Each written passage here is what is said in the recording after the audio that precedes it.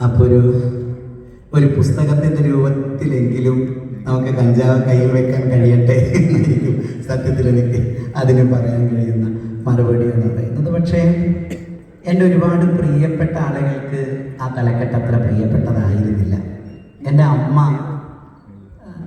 ആ തലക്കെട്ടിനോട് വലിയ വിയോജിപ്പുള്ള ഒരാളായിരുന്നു. അമ്മ ഇങ്ങനെ ഞാൻ കഞ്ചാവ് എഴുതിയ ആളാണ് എന്ന് ഉച്ചത്ത് പറയാൻ വലിയ മടിയുള്ള ഒരാളാണ് ശരിക്കും. പക്ഷേ ഈ തലക്കെട്ടിനെ അല്ലെങ്കിൽ നാം പറയുന്ന പ്രമേയത്തിനെ ആളുകൾ എങ്ങനെ കാണും എന്ന ആലോചന ലിറ്ററേച്ചറിനെ വല്ലാതെ ദുർബലമാക്കും, ശുഷ്കമാക്കും എന്നൊക്കെയുള്ള തോന്നൽ എനിക്കുണ്ട്.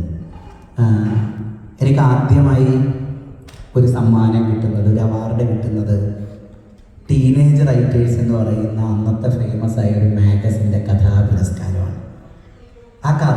ആ സമ്മാനം കിട്ടിയ കഥയുടെ പേര് ഈ പെണ്ണുങ്ങൾ എന്തിനാണ് മാറുമറയ്ക്കുന്നത് എന്നായിരുന്നു. അത് ചാനാർ കലാപത്തെക്കുറിച്ചുള്ള ഒരു കഥയാണ്. മാറുമറയ്ക്കാൻ വേണ്ടി നടത്തിയ സമരം ക്ലാസ് മുറിയിൽ പഠിപ്പിക്കുന്ന ടീച്ചറോട് ഐതിഹാസികമായ ഒരു സമരത്തിൻ്റെ ചരിത്രം പഠിപ്പിക്കുന്ന സമയത്ത് ടീച്ചർ ഈ പെണ്ണുങ്ങൾ എന്തിനാണ് മാറുമറയ്ക്കുന്നത് എന്ന് ചോദിച്ച ഒരു കുട്ടിയാണ് ആ കഥയിലെ നായകൻ. പ്രശ്നം അതല്ല, അവർ തന്നൊരു